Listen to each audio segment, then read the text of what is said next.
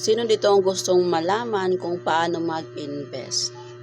Okay, kung naka-tune in ka na sa aking YouTube channel guys, please paki-subscribe naman, paki-like, at pindot lang din po yung bell button dyan para ma-notify ka po kapag meron akong bagong video. So, topic for today is about kung wise ka sa pera. Kung meron ka sa ganitong 6 na sign na wise ka sa pera, gusto mo bang malaman kung paano mag-invest? So, kung gusto mo malaman paano mag-invest, type yes sa comment section at paki-subscribe na din po sa aking YouTube channel. So, let's go na sa ating topic for today.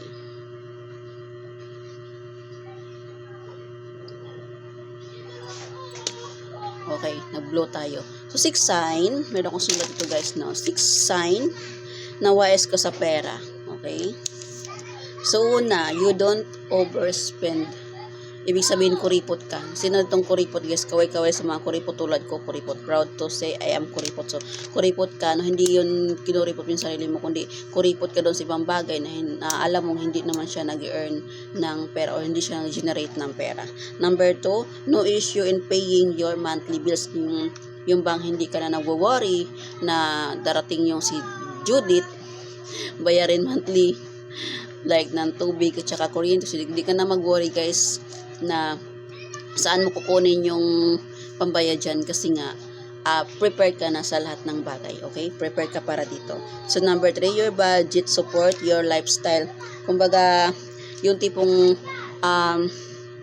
nabibili mo naman yung gusto mo. Yun, ba, gusto mong milk tea, gusto mong magbili ng pansarili mo, pampaganda mo. So, hindi ka na nag-worry kasi kaya mo na siyang bilhin para sa sarili mo. Okay? So, abilis natin, no? So, number 4, you don't incur any bad debits. Ibig sabihin, guys, na hindi ka nangungutang sa maling paraan. Well, mayroon tayong tinatawag na good debits tsaka bad debt. Okay? Maling pamamaraan sa pangungutang at tamang pamamaraan sa pangungutang. So, next vlog po, ituro ko po yun sa inyo kung ano yung bad debits at good debits. Okay? So, yung bang,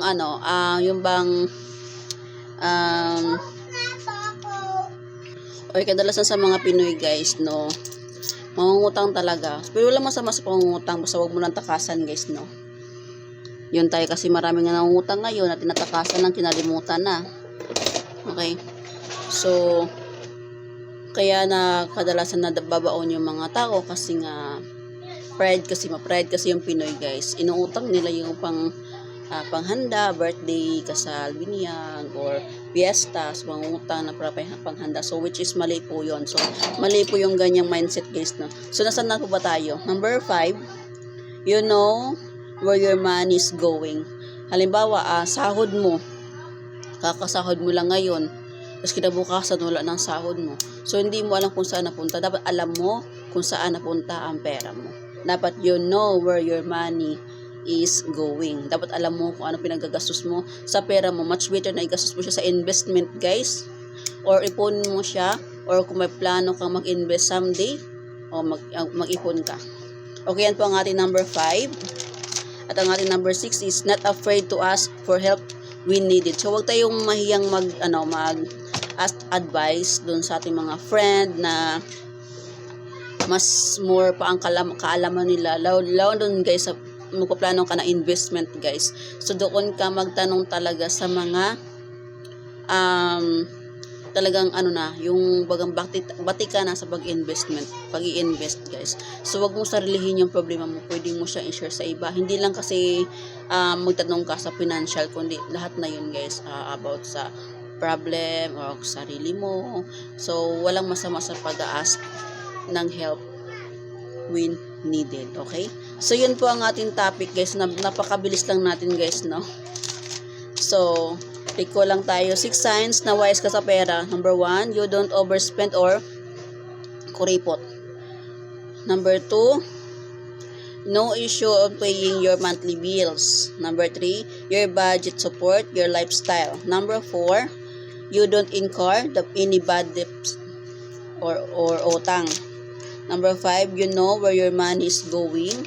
At number 6, not afraid to ask for help when needed.